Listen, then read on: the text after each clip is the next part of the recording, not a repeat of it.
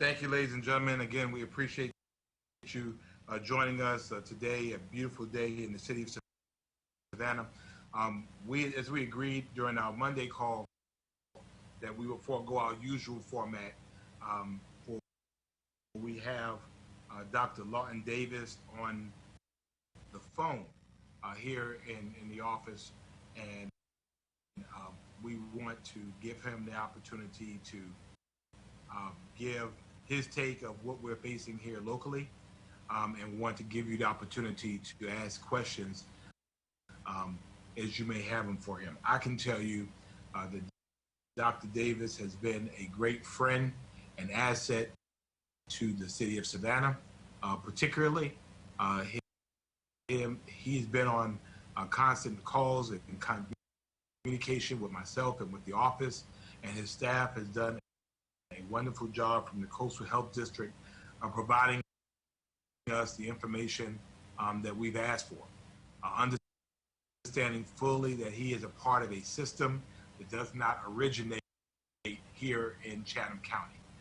But he's been very forthright with us, and he's been very supportive of us. And so I'm very glad that he's here in our community, and I want to welcome Dr. Davis. Dr. Davis, good afternoon, sir. Well, good afternoon, and thank you for that introduction. That's much better than what I usually get by people who know me. Well, please, sir, the floor is yours. I usually give an update. Tonight, I'm not sure yet what's coming for the day, but that's at least somewhat encouraging. So far in Chatham County, for the statistics that we have, our racial breakdown is about 50-50 with African American and Caucasian. Our age range goes from age 2 to age 91 of confirmed cases, and the male-female split is slightly more females than males, maybe 55-45. I'm knocking on wood, which means I'm tapping my head as I say this, but it appears that our numbers in Chatham County and in the district have sort of leveled off. And so maybe, our social distancing is working. And that's a good thing. And our deaths have not skyrocketed. We've been at 5 for several days now. We've had no new ones. And so I'm somewhat encouraged about that. And I'll open it up to questions on stuff in a minute. I had a couple of other comments to make it that's okay. For the county commission. I'm going to get to do this for the county commission. I think in the morning. We are expanding our testing criteria. The holdup in Georgia has been not having enough specimen collection kits, and we're finally seeing the light at the end of the tunnel there, and we're able to ramp up how many tests we're able to perform in a day. And so now basically anybody who has symptoms consistent with COVID-19 can be tested, and we can test.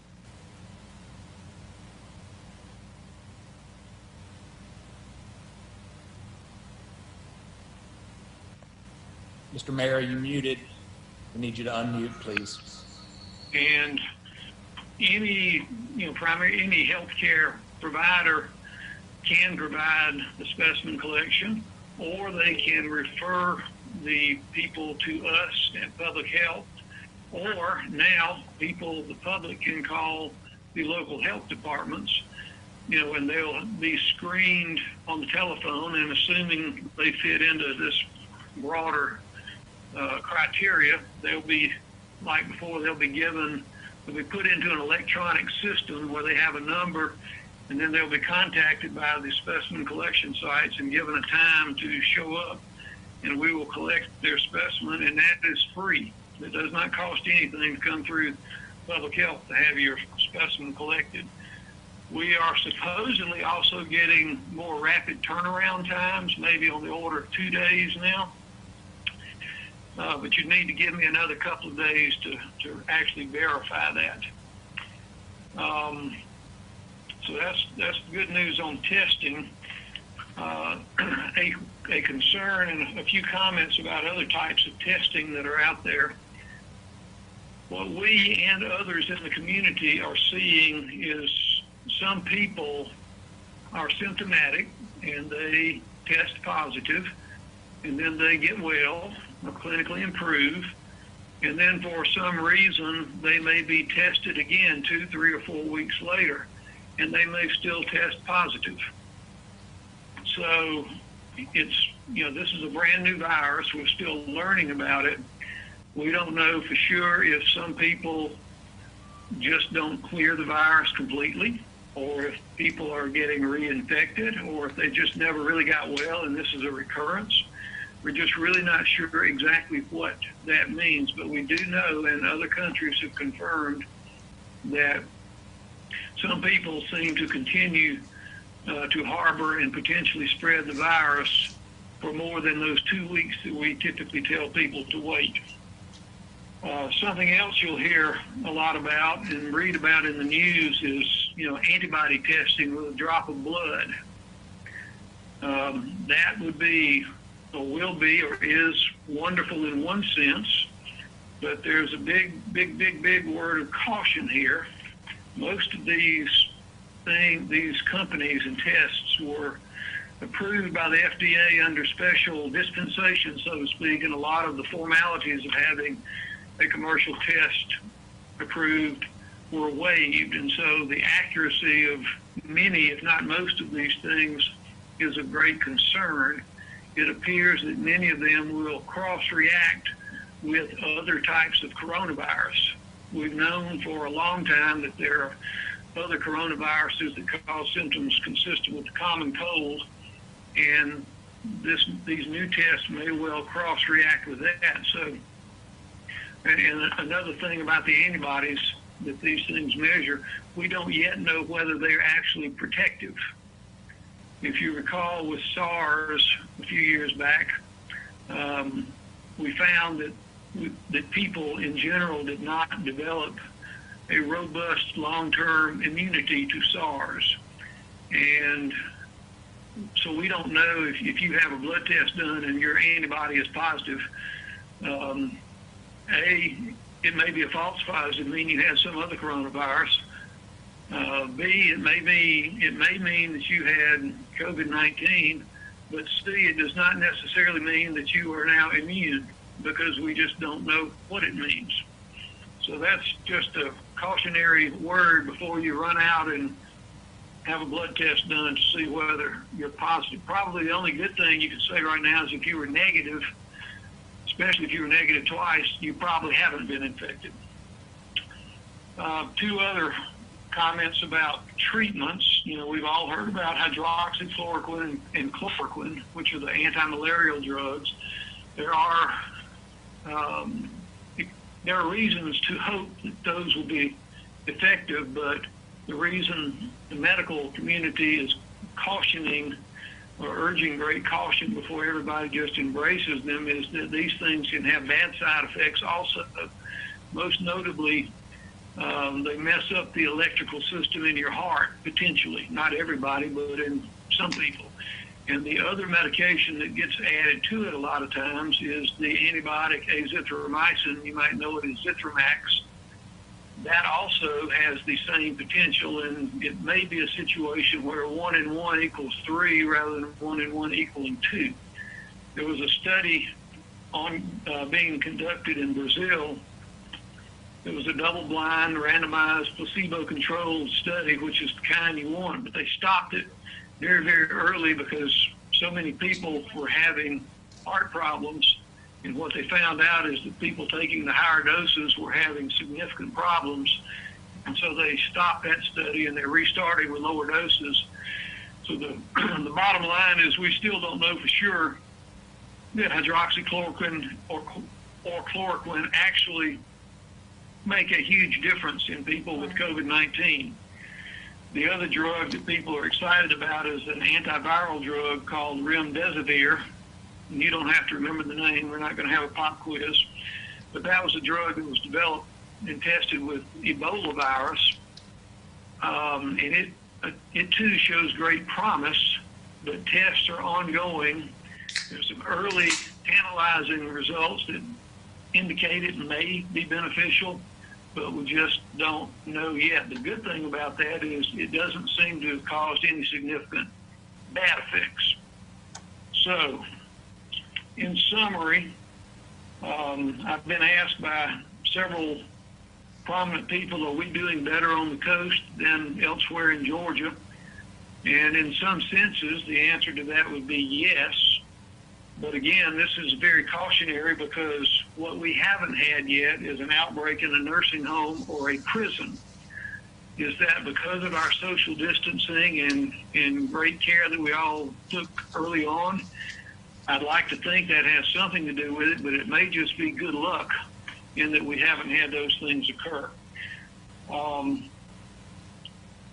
In Georgia in general, they feel that we have not yet reached our peak. And I don't know exactly when that will occur, but I'd like to remind everybody that when we reach the peak, that does not mean the problem is over. That means we've reached the peak and we have to come down the other side of the mountain, and it'll probably take at least as long to come down the other side as it did to get up there. So I think we're in this as a marathon, not as a sprint. And I would encourage everybody to continue to practice good public health hygiene and emphasize social distancing. And that's really all I have to say, unless you have questions. Thank you so much, Dr. Davis. Any questions from members of council? Alderman Shabazz. Yes. Alderman Shabazz, then Alderman Blakely. Thank you, Mayor, and thank you, Doctor, for being with us on today. My concern for the last couple of weeks has been the testing. I know that if we could test more people and make it more available and accessible to our citizens, then we will have a better chance of getting to a what do you call it, the peak of this virus in our community. So you're saying that people can come if they don't have a primary doctor, they can come to the health department or call the health department and be evaluated for getting a test. Now, if, I've been hearing so many cases about people being sent home because they don't meet certain criterias or in the check box of some checklist, that the boxes are not all checked, but these people are sick, and they feel sick, and they need to be tested. I mean, what do you all do in reference to things like that? Because what I'm seeing and what I'm hearing, what I know, is that we have to get people tested. All right. Well, that's what I was saying early on, is that as of today, as a matter of fact, we are opening it up to anybody in the public who has symptoms compatible with COVID-19. So if they're sick, that's the first question on the screening is, do you have, are you sick? Do you have symptoms compatible? And it's not that, it's in more layman's terms than that, but that's the first question asked. And if they say yes, they get approved to come to our specimen collection site and have a test collected. But we do encourage them to call the health department rather than show up. Just like we would encourage anybody who's sick to call your healthcare provider before you appear at his or her office. So we hope that this will greatly expand the number of people who are tested, because as you say, that'll give us a much better picture of what's really going on.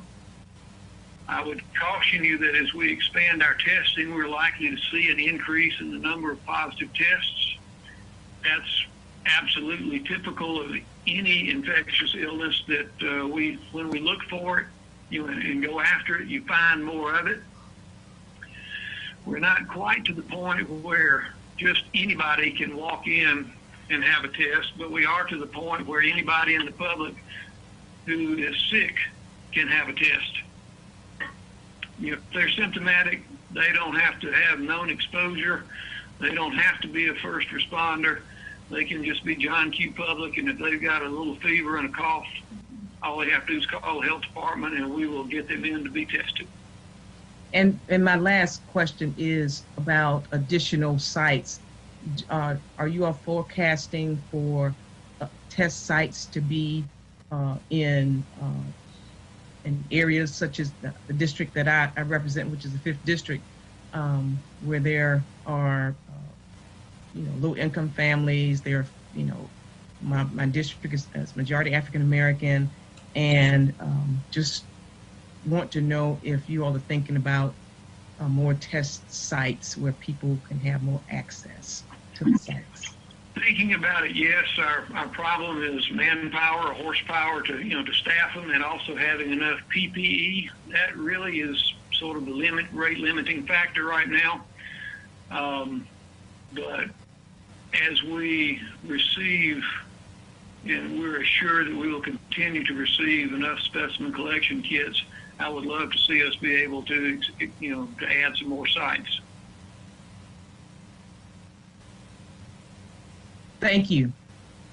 Thank you. Thank you. Thank you. Alderwoman Blakely. Hello, Dr. David. So glad that you're on this call. My question is, does the health department supply masks for the general public? And if they do, when do they give them? Also, I heard where COVID-19 now is being present on people's shoes. People walking in, certain areas, they could possibly bring COVID-19 in on their shoes. What is the best way to deal with that type of situation? Well, let's take the face masks first. We barely and don't always even have enough masks for our personnel. And we're trying to reserve the masks for the people that are working at the specimen collection centers. We have purchased cloth face masks for all of our employees, which are being distributed today, tomorrow, and early next week. There's some easy instructions for how to make a mask. And again, the purpose of wearing the common people, general public wearing masks is not to protect themselves, but it is to protect other people that they might accidentally cough or sneeze on, if they are an asymptomatic carrier. We all cough and sneeze from time to time, and we don't all have COVID-19, but so the recommendation to wear a face covering is to protect your fellow man, not to protect you from catching it. If you go to cdc.gov, there are easy to make mask instructions, and basically, if nothing else, you can just take a bandana, or a scarf and wrap it around your face, and that pretty effectively would block most of the droplets that you might emit when you cough or sneeze. We all know that we've read that COVID-19 can be contracted or picked up by touching surfaces. I'm not aware that shoes are a high-risk source of contamination. The more common things might be your cell phone, a door handle, the handle on a toilet or commode in a public facility, places that multiple people are touching. So again, I have not read anything about shoes being a high-risk source of contamination. Now, if you cough into the sleeve of your elbow and you're infected, it's true that the virus can survive there. And so particularly people who've been out in the public where you think you may have been exposed, one of the smart things to do when you get home is to take off your clothes and wash them in soap and water. And good old soap and water will actually kill the virus. Mm-hmm. Thank you. Thank you. Thank you. Anyone else had any other questions? Alderwoman Gibson Connor. Unmute yourself. There you go. Hello, doctor. How are you today? I'm good. Hope you are. Great, great. I have a couple questions. This is Keisha. With regard to the lag time from the hospital report to the time from the time the patient receives a diagnosis at the hospital, what is the lag time when that report is sent over to the county? I think the number you quoted today was 160, and I believe that same number is on the Johns Hopkins map, but the state of Georgia report shows 161 as of 12/22 today. And I know as time go on with more test results coming in, those numbers will continue to fluctuate. I was just curious as to what's the current lag time in that. Well, ideally, as soon as a laboratory runs a test and it's positive, it should be entered into our electronic notification system. And any laboratory that runs a test in any physician's office or hospital that learns of a positive case is actually required by law to report that on the same day to public health. Now, does that always happen? I can't say that it always happens, but things are getting better. And so, we usually know pretty quickly when there's a positive test. And the specimen collection centers also receive notification eventually of the negative test, and we actually try to call people if we know their test is negative and let them know that too. So it should be less than 24-hour turnaround, and we would hope even a less than 12-hour turnaround from the time a test is positive somewhere. A lot of laboratories will actually call the referring physician first so that he or she can call his or her patient.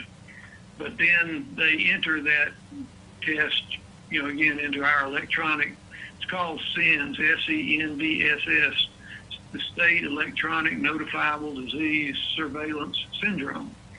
And what we do here is our team of epidemiologists monitors that all the time. We receive notification when one pops up that's in one of our counties. Okay, and you answered a second part of my question in terms of doctors being required to report even at immediate meds, doctor's office, and clinics. And my last question is related to case management. Can you talk a little bit about if there is any current work done with regard to how we are managing the cases to report what areas beyond zip codes where these episodes of individuals who have acquired the virus? Well, I'm actually kind of proud of this. Thus far, in our district and specifically in Chatham County and Savannah, we've been able thus far to actually contact every single case that we, have found to be positive. We interview the person, and if unfortunately the person's in the hospital and can't be interviewed, we interview the next of kin, and we get a history of travel, any gatherings, places they may have been, and we specifically asked for a list of people with whom they may have had close contact, and that would be defined as being within 6 feet of them for 10 minutes or more. So, the person you pass on the street is not a close contact. But if you went and visited your neighbor and you sat on the couch with him or her and talked for 15 minutes, that would be a close contact.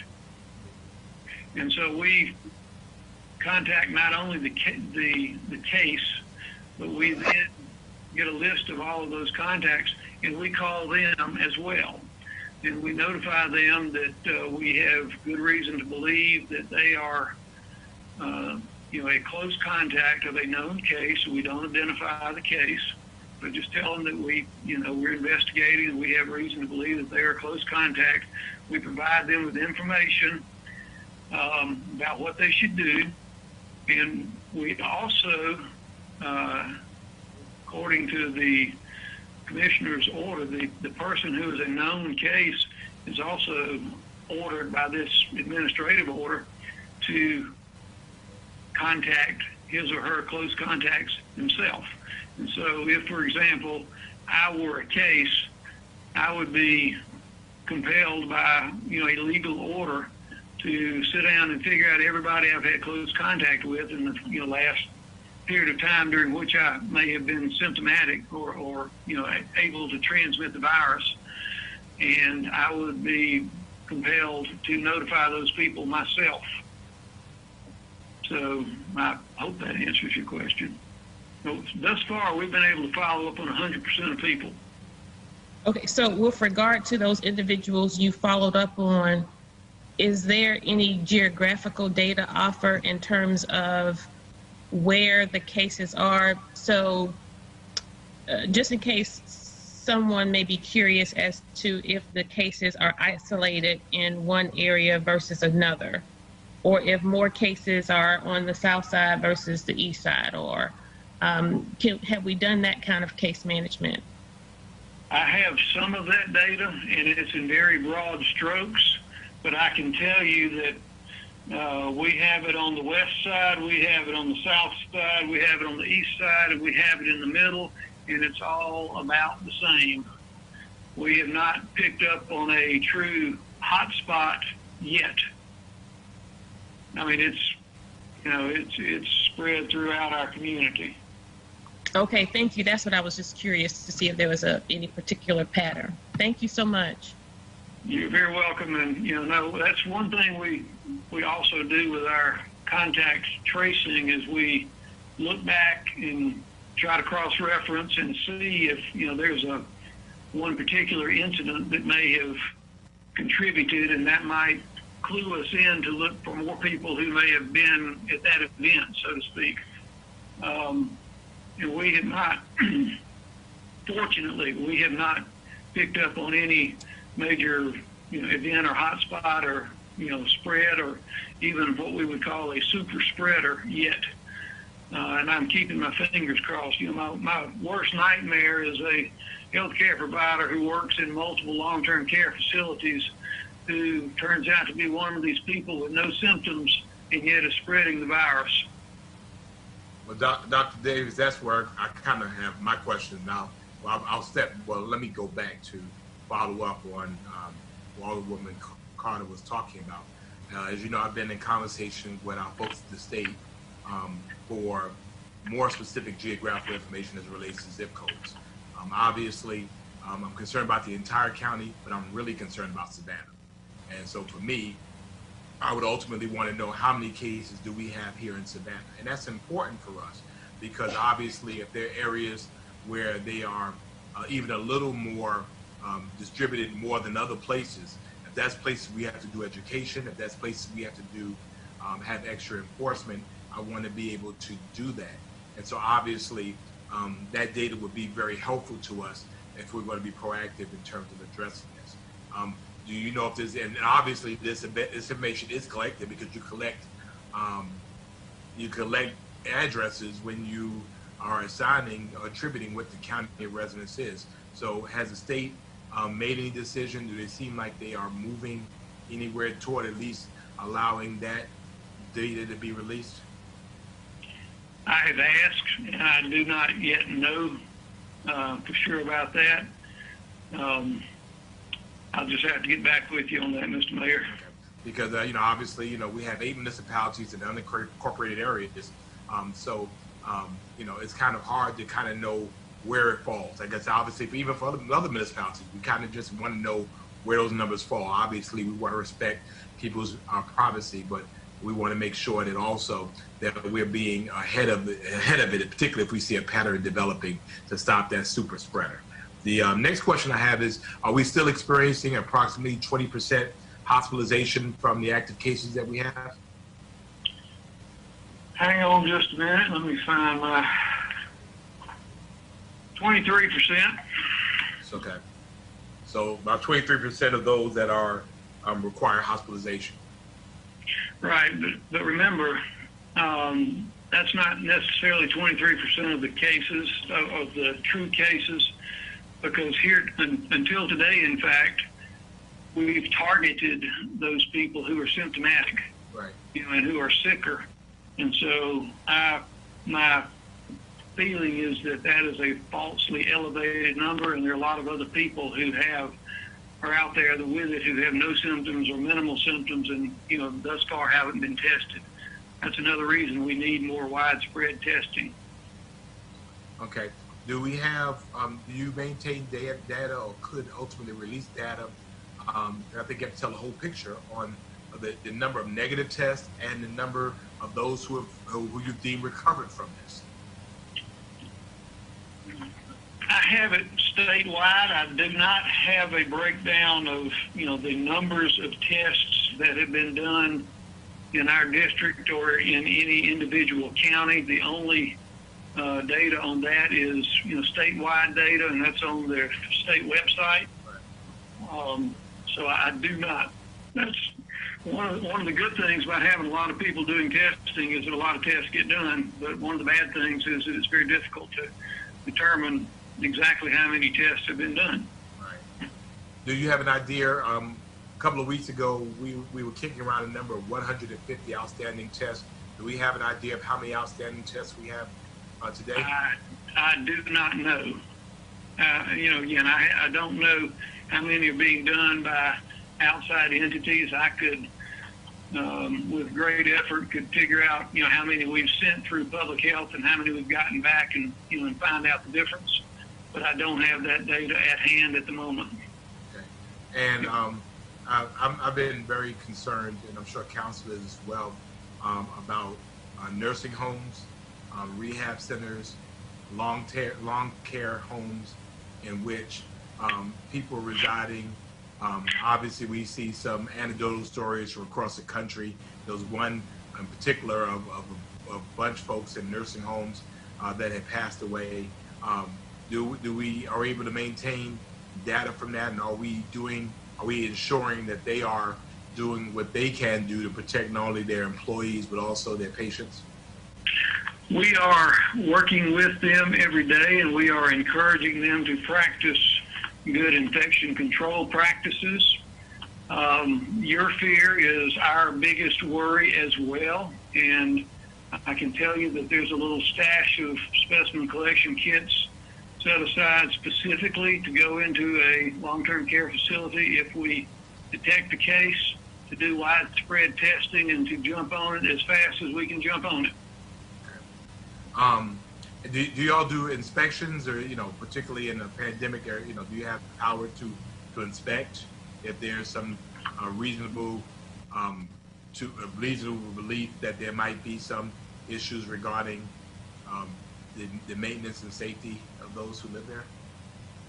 I believe that falls under the Department of Community Health. Okay. If we hear of a problem, we typically contact the infection control nurse or person, and discuss it with them that we've, heard that somebody may be doing something that they shouldn't be doing or not doing something that they should be doing. But we're not the regulatory agency, so, that's, how government works, and you start crossing lines, and I guess in a declared emergency we would have more authority than usual, but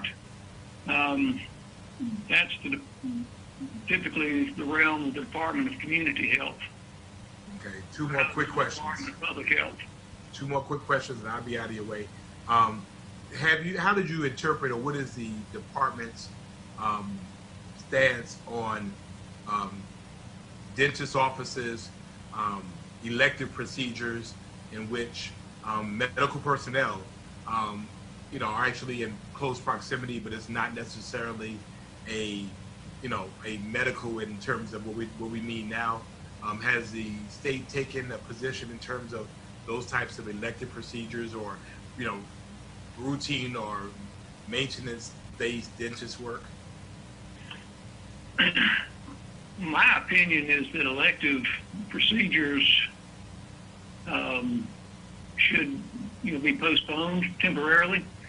They do make give special leeway to medical personnel who are asymptomatic, to allow them to work when necessary, if they wear a mask and, practice good personal, hygiene, just simply because, other things unfortunately continue to happen. We have to take care of heart attacks and strokes and emergency appendectomies and trauma. But I think that most elective procedures, if they're truly elective, are being canceled, and I would certainly support that.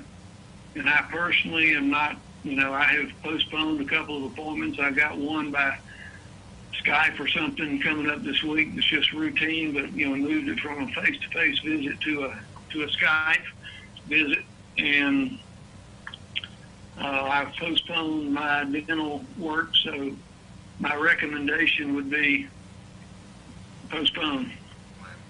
And finally, I have a question, Mayor. One second, ma'am. There's been a lot of questions and discussion now on the national front about reopening and getting back to business. My concern is that obviously I think we've been relatively blessed, and that's been through your work and the work of folks in terms of social distancing. I mean, for those who kind of think, well, we're in the clear, what would be your advice in terms of the things that we have done here locally? What would be your advice in terms of whether we should take our foot off the gas at this point? I think that somebody else said it better than I can say it. It was if a population will practice social distancing, shelter at home, shelter in place, everybody does it. What you should see is nothing, because nothing happens, and that's a good thing. I can't say for sure that we're, at the peak of our curve yet, and Georgia as a whole certainly isn't. So, going back to what I said earlier, even when we're at the peak, that's probably just, at best a halfway point. And if all of our measures at social distancing are successful, we will flatten the curve, but we probably will also lengthen the curve. So we may, instead of seeing a peak and then a fall off, we may just see a plateau up at the top, and then eventually, see things start coming back down. So my recommendation is that if what we're doing is working, now would not be the time to stop doing what we're doing. Thank you. Alderwoman Wilder-Bryant. Good afternoon, Doctor. I just have one question. It was on a recommendation from the CDC. A lot of our population has animals, and there are some recommendations that's on the CDC site about how we should handle animals and pets if we know we have the coronavirus. Can you touch on that? I can try. I'm not a true expert on that, but it's true that some animals can also be infected with this. But thus far in Georgia, we have not seen that as infected pets, particularly cats and dogs. That has not been a source of reinfection or spread or transmission. And I've actually had a conversation with the state veterinarian for the Department of Agriculture 2 or 3 days ago, and they're really have not seen the reason to recommend testing of any animals at this point in time.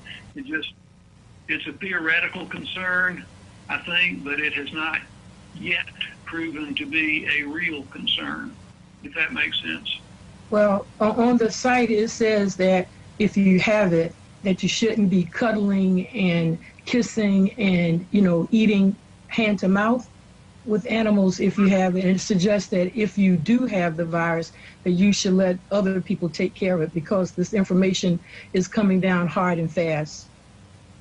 Right, and that's true. That's what they recommend, and I'm just trying to offer you a little, and I would go by that. I would recommend that anybody go by that. But the fact is that we're not seeing. We're concerned because it's theoretically possible, but we haven't seen it as a big problem yet. Same way with food. We're all concerned about food. We all have to eat, and what are you going to do? But so far, we don't have any evidence of any transmission, foodborne transmission of this virus yet. So that's a good thing. Doesn't mean we won't have it tomorrow, but today we don't have it. And so let me ask you an additional question, just a quick question. There are a lot of the cloth masks. Should we wash them once we come back out? Like if we wear them out to the store, is it a good habit to wash them and not continue to wear them? Not the throwaway kinds, but the ones that are made out of material that a lot of people are selling now. Yes, ma'am. I don't know if you have to wash it every single time, but if you have 2 or 3, you're going to go out twice a day. You may wear one in the morning and wear the other one in the afternoon and wash them both that evening.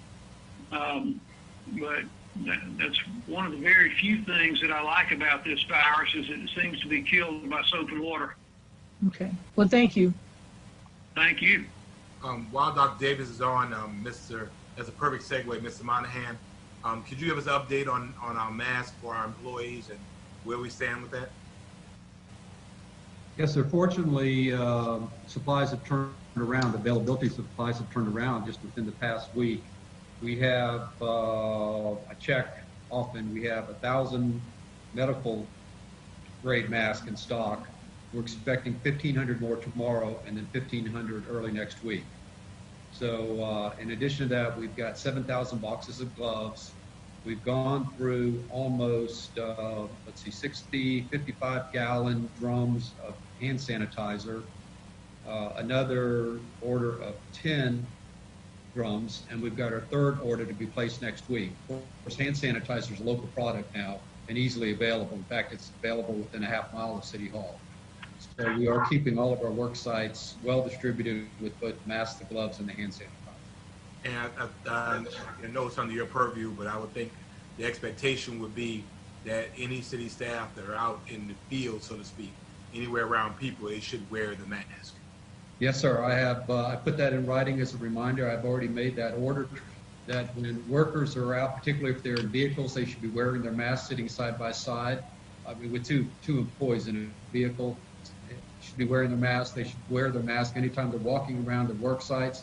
They can take their masks off at the work sites. For example, if they're sitting at their desk and they're socially distanced away from any other workers. But other than that, employees should be wearing their masks. In fact, I have my mask, but it's upstairs. But Mr. Lovett's about 10 feet away from me. Thank you. Are there any other questions for Dr. Davis? Dr. Davis, again, we thank you for being a part of our community. We thank you for being so accessible throughout this entire ordeal. We've called you, and you have never been slow to not only communicate with us, but to be frank with us. And I just want you to know how much we appreciate it. Thank you, sir, and thank you for what you guys have, what you did early on. I think that's the best thing that's happened around here in a long time. It was not a happy time, but it was a necessity and a great thing. Thank you. Well, thank you, and I appreciate that confirmation, affirmation. But thank you so much. Okay. Have a good day. Thank you. Ladies and gentlemen, we have an executive session for purposes of real estate. Do we have anything else for the city attorney? No, sir. That's it. Only real estate. Okay, so to all of those viewing, we're preparing to go into executive session, which means you'll be disconnected from our view, but we thank you so much for coming out. We thank you for watching your government in action. And I'm sure the council will join me in reminding you that we're not over this hump yet. We still need you to continue what you're doing. We need to hold these numbers in check, and we are asking you, please, to continue to practice social distancing. We want you to stay at home, keep your family at home, and exercise safe practices. Do I get a motion for Mayor Johnson? Alderwoman Gibson Carter? Yes, before we go into executive session, I wanted to acknowledge while we were on this COVID update call that April is also Sexual Assault Awareness Month, and it recently has been shown that reports of domestic violence and sexual violence have increased during the shelter in place declarations that are across the country.